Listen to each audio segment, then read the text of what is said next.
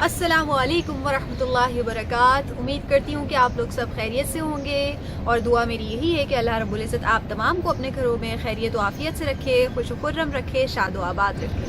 आज जिस मौजू पर बात करने के लिए आपके सामने हाजिर खिदमत हूँ वो मौजू आज के ज़माने से बहुत ज़्यादा रिलेट करता है। इस वजह से मैंने सोचा कि आपसे इस मौजू पर लाजमी बात की जाए और वो मौजू है दयानतदारी। किसी की अमानत रखना और उसको एहसन तरीक़े से अपने पास संभाल कर कैसे रखा जाता है, उसमें ख़यानत नहीं करनी चाहिए, इसी को दयानतदारी कहा जाता है।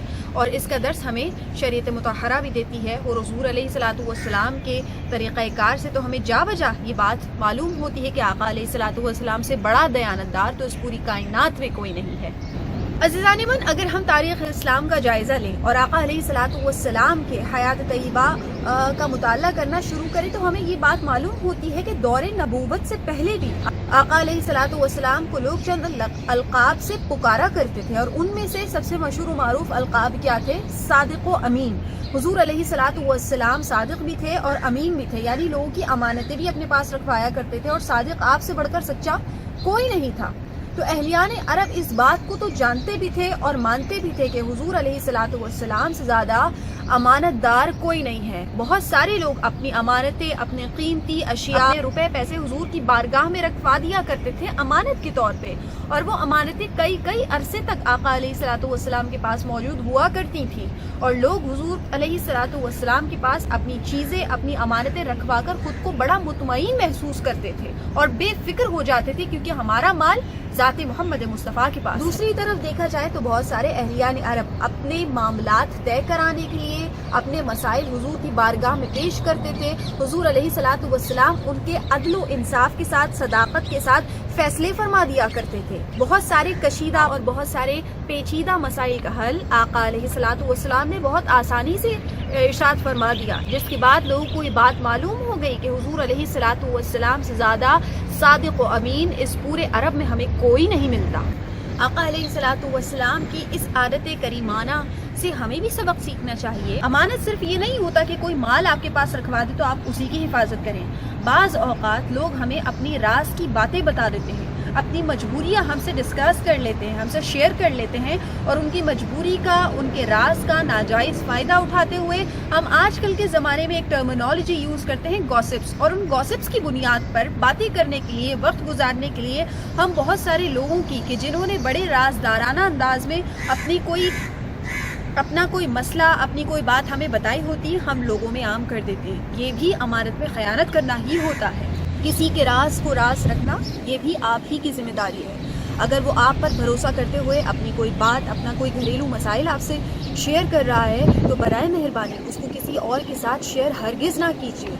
ये आपके पास बतौर अमानत है।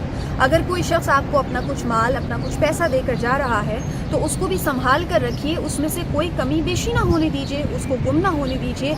एक यहाँ अहम बात और बताती चलूँ आपको कि आजकल के ज़माने से अगर हम इस बात को रिलेट करें तो हमें ये मालूम होता है कि एक तरह से हम खयानत और भी कर रहे होते हैं, और वो कैसे कि बाज़ औक़ात लोग हमें कुछ ज़रूरी काम की वजह से अपने सेल फोन्स पकड़ा कर चले जाते हैं, अपने सेल फोन बतौर अमानत देकर चले जाते हैं। और ये बहुत बुरी आदत है नाजरीन कि अगर हमारे पास किसी का सेल फ़ोन बतौर अमानत हो तो हम उसको खोल कर देखना शुरू कर दें, उसके मैसेजेस पढ़ना शुरू कर दें, उसके गैलरी में चले जाएं, उसकी पिक्चर्स, पर्सनल पिक्चर्स देखना शुरू कर दें। ये इंतहाई नाजेबा हरकत भी है और अमानत में ख़यानत भी है। तो आज के ज़माने में हमें इस बात का भी ख्याल रखना है कि अगर कोई बतौर अमानत अपना सेल फ़ोन हमें देकर जा रहा है किसी की वजह से तो हम उसको हरगिज़ ना खोलें। बहुत सारे लोगों की आदत होती है और इससे फिर रिश्तों में बहुत ज़्यादा दरारें आ जाती हैं, भरोसा आप पर से लोग करना छोड़ देते हैं। तो बराए मेहरबानी इस आदत को भी अपने अंदर से ख़त्म कीजिए और जब भी कोई आपको अपना कोई भी पर्सनल गैजेट ऐसा पकड़ा कर जाए, ऐसा दे कर जाए तो उसको कभी भी ऑन ना कीजिए, बल्कि उसको अपने पास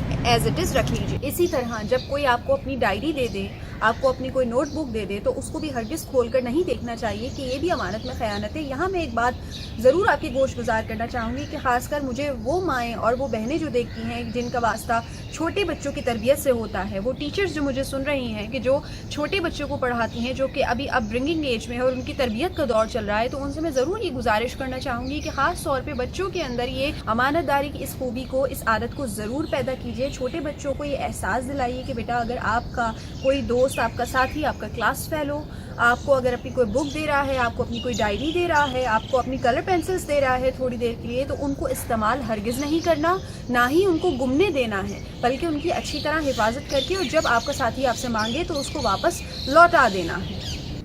تو یہ بات اپنے بچوں کو ضرور سکھائے گا, کیونکہ آپ کا یہ سکھانا آپ کے لیے صدقہ جاریہ بن جائے گا. اور اگر آپ کے یہ بچے آپ سے بات سیکھ لیتے ہیں اور اس کی امپلیمنٹیشن اپنی زندگی میں کر لیتے ہیں, تو یہ عمل آپ کو نہ صرف دنیا میں بلکہ اس دنیا سے جانے کے بعد قبر میں بھی صدقہ جاریہ بن کر فائدہ پہنچاتا رہے گا. نیکی جس قدر ہو سکے اس کو بانٹنا چاہیے, اس کو عام کرنا چاہیے, کیونکہ یہ بھی ایک صدقہ جاریہ ہے کہ آپ کو جو اچھی بات معلوم ہو اس کو لوگوں تک پہنچا دے. کوئی حدیث مبارکہ آپ کو حفظ ہو تو اس سے لوگوں کو بھی فائدہ پہنچائیں. ویڈیو اگر اچھی لگی ہو, میری باتیں اگر دل کو لگی ہوں, تو اس کو زیادہ سے زیادہ شیئر کیجیے گا. میرے یوٹیوب چینل کو ضرور سبسکرائب کر لیجیے گا, بیل آئیکن کے بٹن کو بھی پریس کر دیجیے گا.